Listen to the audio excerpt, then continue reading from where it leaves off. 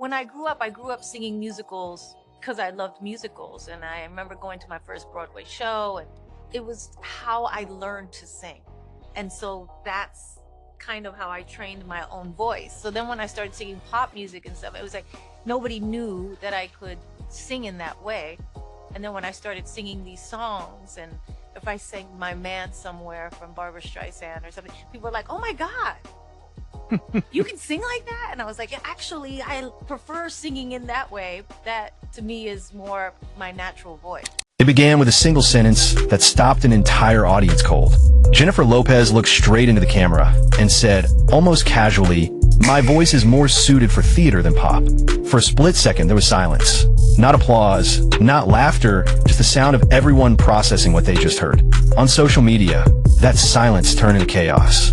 Fans, critics, even vocal coaches started dissecting every syllable.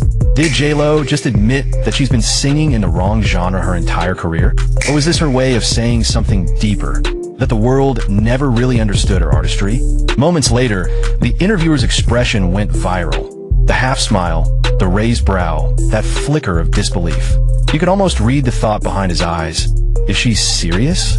That single reaction became the thumbnail of a million TikToks. Because behind that one comment was a storm that had been building for years. Whispers about her vocals, the industry's obsession with perfection, and J-Lo's long fight to be seen as more than a headline or a hook. When Jennifer Lopez said her voice belonged to theater, not pop, she wasn't just making a musical observation. She was opening an old wound, one that stretched back to the earliest days of her fame. Back to the time she was compared to Mariah Carey, Whitney Houston, and other vocal powerhouses. Back to when every live performance was analyzed frame by frame, searching for proof of whether she could really sing. And the internet never forgot. Within hours of that interview airing, someone reposted her old Saturday Night Live performance, the one that was uploaded raw before being quickly taken down and replaced with an auto-tune version. In the original clip, you can hear it.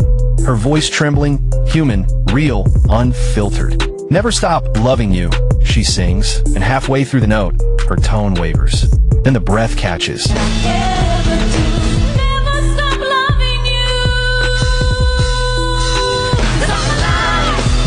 That brief imperfection became the center of an online war.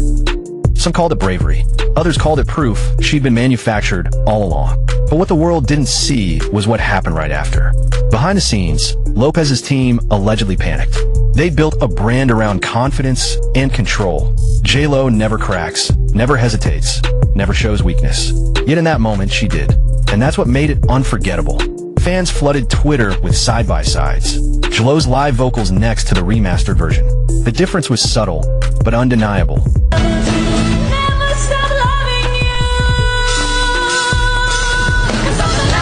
Then came the threads, the think pieces, the accusations. J-Lo doing Broadway. One tweet said, "She can't even handle a pop chorus without studio magic." Another wrote, "She's shading her entire catalog." The memes followed. Pictures of her as Elphaba, captions like "defying gravity, but not the pitch." It was cruel but viral. Still, underneath the noise, something about her comment felt intentional. As if Jennifer Lopez was trying to reclaim her own narrative. Not as a hitmaker, but as a performer. Maybe even as a survivor of an industry that had boxed her into a single sound. Because the truth is, Jennifer didn't rise because of a once-in-a-lifetime voice. She rose because of work ethic, charisma, and range. She could dance, act, command a stage, and reinvent herself over and over again. Her voice wasn't the reason people doubted her. It was the reason she kept fighting. But here's where it gets even stranger. Insiders claim this wasn't just an offhand statement. They say Lopez has been quietly exploring musical theater projects behind the scenes. Reading scripts, meeting producers, testing vocal styles that let her show emotion rather than perfection. A return to her childhood roots, before pop stardom, before the tabloids, before Jenny from the Block. If true, this might not be a confession. It might be a preview. And yet, there's something undeniably tragic about how the internet reacted. Every time Lopez tries to reveal another layer of herself, it's treated like evidence. Evidence of insecurity. Evidence of arrogance. Evidence of delusion. She can't win. But this time, the backlash hit harder, because even her own fans seemed divided. Half defended her vulnerability. The other half called it ego disguised as humility. As the interview clip racked up millions of views, people began to notice something else. the way she looked when she said it. Her smile didn't quite reach her eyes. Her hands tightened slightly on her lap. And when the interviewer followed up with, "What does that mean?" her tone softened. She said she'd grown up on Broadway shows, that musicals were how she learned to sing, that somewhere along the way, she'd lost that voice, the one she used to love. But what happened next would push the story far beyond music, because within days, old controversies began to resurface. Stories about J.Lo's treatment of fans, her rumored ego, and even her struggles with identity as a Latina artist in Hollywood began circulating again. And that's when the real unraveling began. But this wasn't the first time Lopez's authenticity had been questioned, and the next revelation would make even her fiercest defenders pause. When the clip hit mainstream outlets, the narrative shifted overnight. What started as a conversation about vocal range turned into something darker, a cultural debate about authenticity, legacy, and identity. Suddenly, Jennifer Lopez wasn't just a pop star under fire for an awkward statement. She had become a symbol of ambition, of pride, and of how easily the internet rewrites a woman's story. It started with one viral thread titled "The Delusion of J.Lo," over 1 million views in a day. The creator played the interview side by side with the SNL clip, calling it proof that Jennifer Lopez doesn't know who she is musically. Harsh words, but what struck people most wasn't the criticism, it was how many agreed. In the comments, fans debated whether she was in denial or just misunderstood. "She's been chasing hits her whole life," one person wrote.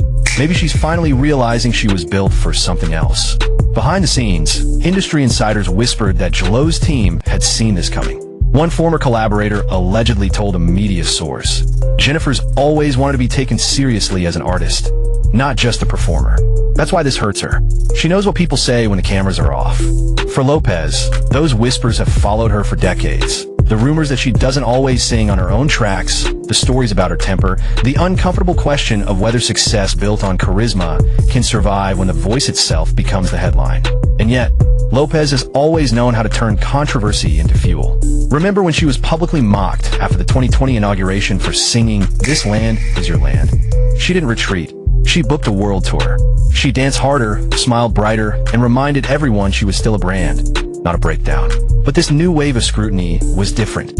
It wasn't about fashion or romance or fame. It was about the one thing she could never fully control, her voice. Then came another blow. A resurfaced TikTok compilation of interviews painted Lopez as distant with fans, stories of meet and greets cut short, photos denied, moments where she seemed detached. It clashed painfully with her image as Jenny from the block, the grounded girl who never forgot where she came from. And the criticism hit a nerve, especially when a Latina content creator posted a tearful video asking, "How can she claim to represent us, but not even speak the language?"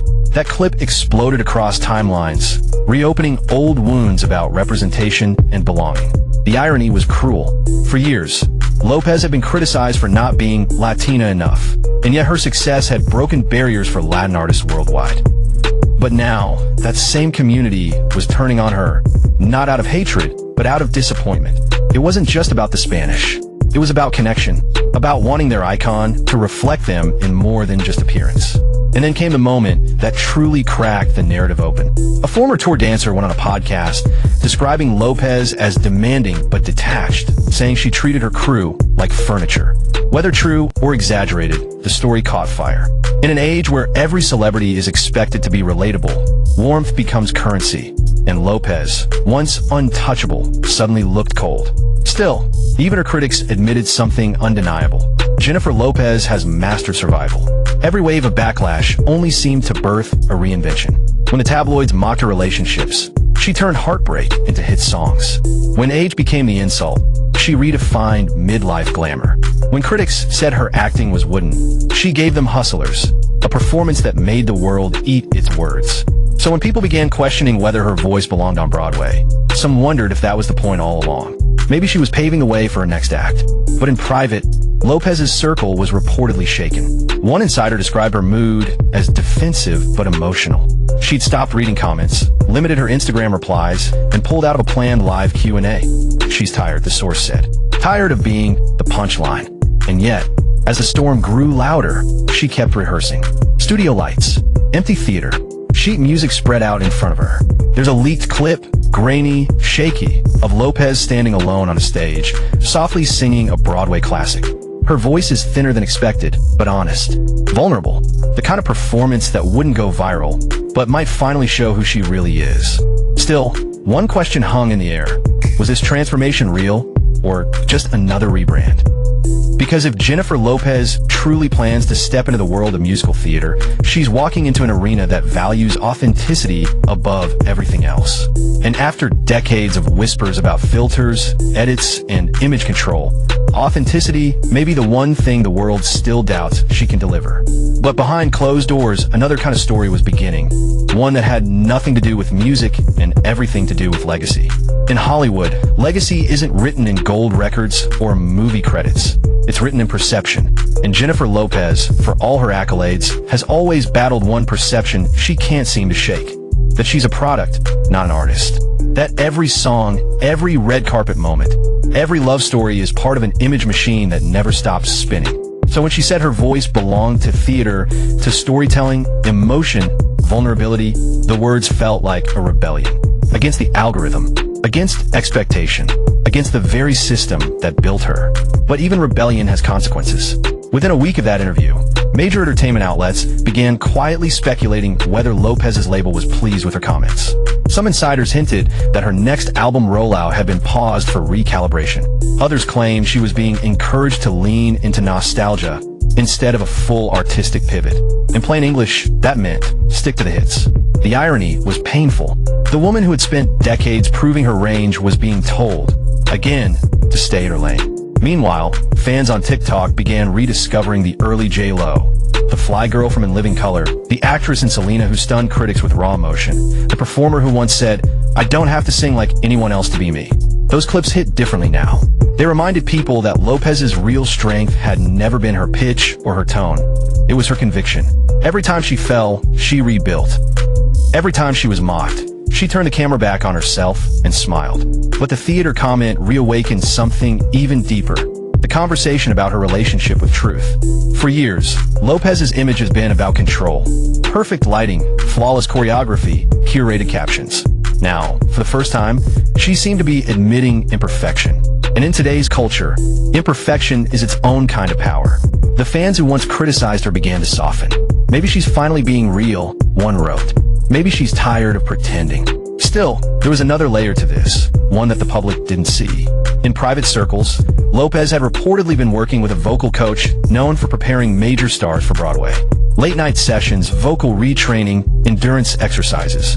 The kind of commitment that doesn't come from PR strategy, but from hunger. She wants to earn it this time, a source close to the sessions claimed. She doesn't want to be handed a standing ovation. She wants to deserve it. That hunger might be what separates her from the caricature the internet built. Because while critics see ego, those who've worked with her describe discipline bordering on obsession. Early mornings, no alcohol, strict rehearsal schedules. She's been called controlling, but in truth, control is the only thing that ever gave her peace. And yet, as she edges closer to this rumored Broadway pivot, even control might not save her. Because theater doesn't care about perfection, it demands truth. Meanwhile, the internet had moved from debate to drama. A new wave of content creators, some fans, some critics, began posting open letters to Lopez. Some are kind, others brutal. One viral video from a Puerto Rican creator cut deep. "Jennifer, you say you represent us. But how can you when you can't even speak our language?" The comment section filled with divided voices, some calling it unfair, others echoing the sentiment. For the first time, Lopez wasn't being dragged for her music or her looks, but for her identity. The language debate became its own spectacle. News outlets framed it as a cultural reckoning. Others called it a misunderstanding. But at its core was something far more human. The pain of someone who's lived her entire life between worlds. Too Latina for Hollywood. Too American for the Latin community. For years, Lopez had been the poster child for breaking barriers. Now those same barriers were being used to cage her in. And through it all, she stayed quiet. No tweets, no Instagram lives, just silence. That silence said more than any statement could. Because for once, Jennifer Lopez wasn't defending herself. She was letting the storm burn out on its own. And when she finally resurfaced, it wasn't through a talk show or a viral clip. It was through rehearsal footage, dimly lit, echoing, intimate.